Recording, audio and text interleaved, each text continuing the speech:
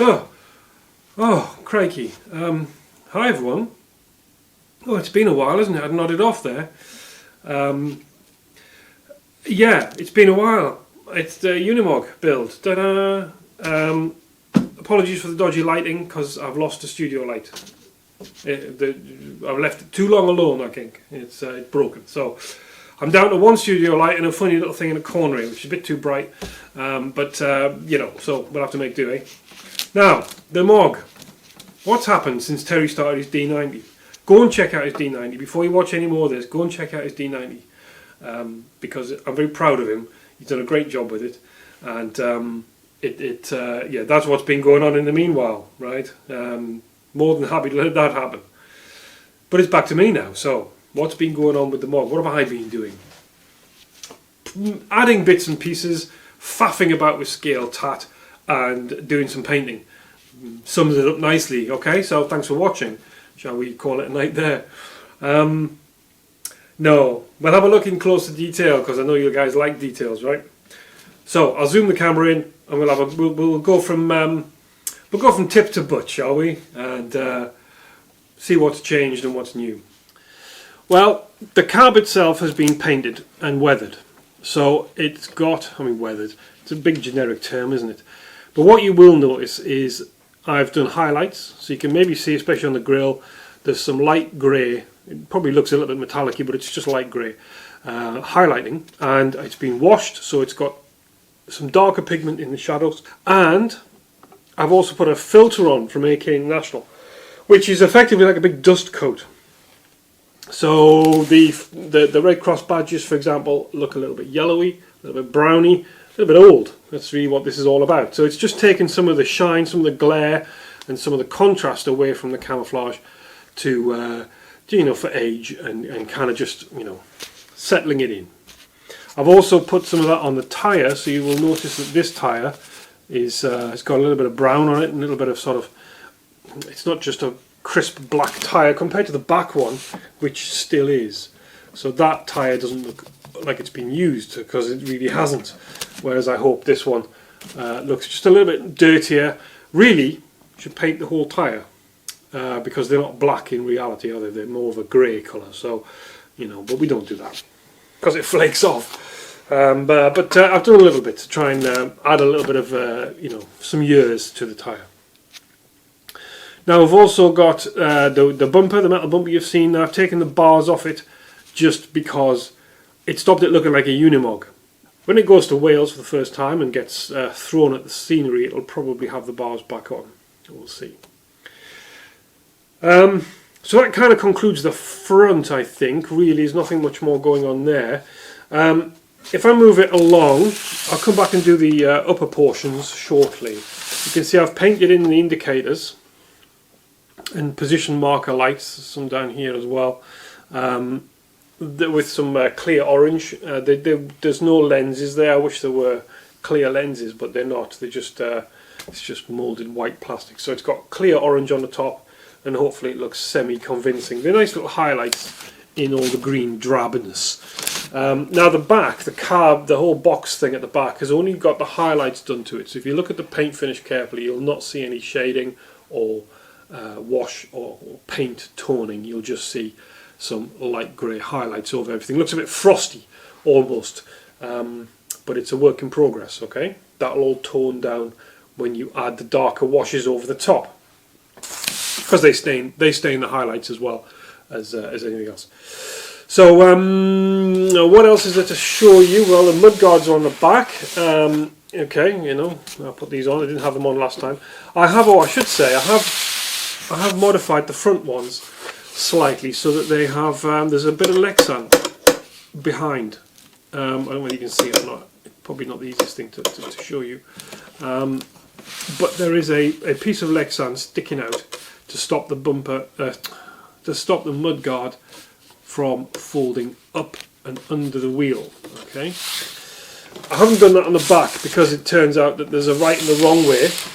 There's a right and a wrong way to put these on. The right way is allows them to curve out instead of curving under. So maybe I've solved that. The rear lenses are on. You can see there, just painted with Tamiya clear paints in red and orange, and I've left a bit clear for the reversing light. There's no bulbs in there at all, and no, I think, well, eventually there will be, as I think I described previously. Once I get a lighting kit inside the shell for the blue lights, I will also run some power to these, probably via these little toolboxes that you can see just here. So the bulbs can kind of run straight backwards into those. I don't know. There's just nothing there. There's no way to hide a light, you know, sticking out at the back. So hence I haven't done it. Let's move up a little bit, and you can see the box and so on. All right. So the windows are in. Well, the blinds are in the windows. My makeshift blinds.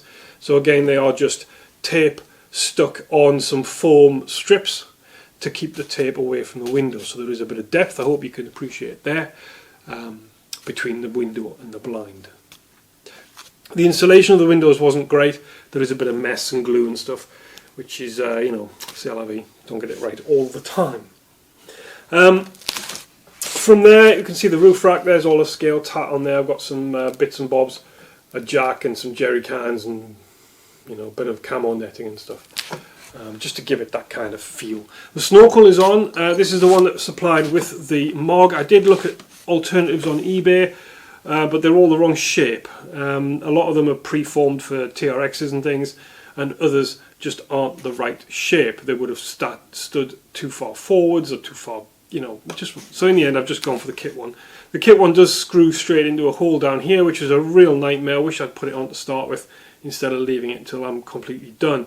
Trying to get back inside the cab and screw it on was really not a pleasant experience.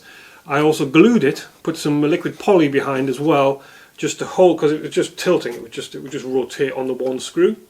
I had this vision of hitting a branch and the whole thing just ending up pointing backwards. You know, be a disaster, wouldn't it? So, well, for me anyway. The downside is I've managed to get a little bit of liquid poly on the paint, which has ruined that. So a little bit of wear and tear on the side there. Oh dear, it's a bad side that. It's got the cracked windscreen and now it's got damaged paint. Yeah, not great. I have sort of matte lacquered some of the windscreen through the windscreen wiper pattern trick. I've done it very subtly this time, so maybe you can't even tell. Or maybe there you'll be able to see a little bit of it. Here. The windscreen wiper location on the truck is very driver orientated. I don't know whether that's real or not. And these are of course metal windscreen wipers from Noah's Ark RC or Noah's RC. I'll put a link in below so you can check these little build your own windscreen wipers. They're pretty awesome, fiddly but amazingly scale looking. They even come off the windscreen on springs, so you can pull them out and they sit off the windscreen. Yeah? And then you push them back on. And you can move them about obviously on the screw that they are stuck on with. So I could have one up there if I wanted. Yeah. So they're a massive thing. They're about like less than a tenner. I mean, it's a no-brainer to have a set of them. But they are fiddly. And I put some spotlights on the top. A couple of proper LED boards in there. More like a light bar than LED bulbs. These are. Remember, these ones are dud. They've got nothing behind them. There's just these ones here. Okay, there's no bulbs in there because I couldn't hide the wires. So and it would just light up the bonnet. There's no point in that. I don't know what they were playing at putting them on, to be quite honest with you. So I'll put some proper ones up on here. So they're going to be nice and bright. The cables run under the roof rack and down into the box. There is a control panel, the circuit, so I can have them flashing or constant or off. But I have to reach in and deal with it manually, which is okay, no big deal. So yeah, there's quite a lot going on. Now I will repeat, at the risk of repeating myself. This is now the third take of this video, so I'm forgetting what I've said and what I haven't. But this is getting the same treatment as the Hummer, paintwork wise, the same materials. So please check the Hummer videos out if you want to see what paints I'm using and how I'm, in more detail, how I'm weathering and toning and all the rest of it. The last thing I will say is, perhaps the biggest thing I will say, is underneath, because the truck has now got, not only has it got all the skid plates in place that I showed you last time and they're all painted black, it now has metal axle shells and plastic, the original plastic pumpkins, because I couldn't get the metal pumpkin covers on properly without it fouling. So it's got the plastic covers on, but they are metal axles still, and it's got GRC, I think, but certainly metal branded drive shafts on instead of the plastic Traxxas ones, which apparently do jam on occasion. So it's a bit heavier underneath. I'll put it down now. I'm so far really pleased with it. So run video is very soon, because I will be finished the weathering this week, and it will be getting out on the trail fairly shortly thereafter. So there you go. Hope I haven't rambled on for too long. And I will also just say, I know it's at the risk of going on, let me just show you the mirror. Right, the mirrors don't come with any glazing or reflective strips on there, and I couldn't find any self-adhesive chrome, proper chromed material. What I found instead, the best the only one I bought is some aluminium tape. Okay, which isn't bad. It's not mirror-like, I'll be honest, but it is at least reflective, as you can see. So it's just, I've just cut it around, and the mirrors aren't the best part of this truck. I did mull over, and I still am mulling over, whether I could get a set of cross mirrors, which are awesome from the MC, and they're just a little bit smaller though, so I'm not sure. But yeah, what I really need some cross mirrors and some cross lenses on this, because they would make it look much better. But yeah, that's 12 scale, this is 10 scale, and in the mirror department you can certainly tell the difference. So that's the last thing I want to show. Oh, it isn't.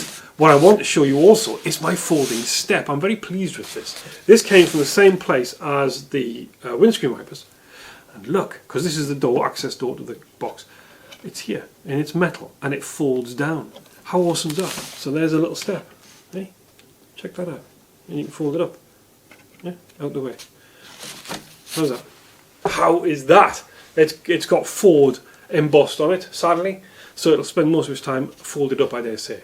But I just thought that was a really nice thing, and it just helps with a little bit of busy stuff down the side there, and it's tucked out the way. You know, it's not flush with the side of the box, so most of the vicious vegetation that this will drive past should leave it alone, hopefully. But yeah, I am very pleased with this. It is coming together nicely. The finishing touches on the paintwork are really kind of bringing it to life for me, and blending it.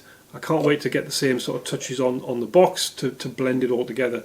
This whole two-tone paintwork job, I have had my doubts, I will be honest. I have considered respraying the whole thing, but I've persevered with it because I do have some faith that in the end it will blend together, and each sort of thing I do to the paintwork is blending it better. So we're not finished yet, so there's still some improvement to go. But yeah, thank you very much for watching. I hope you've enjoyed this. As I say, a run video won't be long away now, a week or two probably before you can see one. I hopefully will have this out in a matter of days, out in the wild. So yeah, I look forward to it. I think it's going to look really ace. And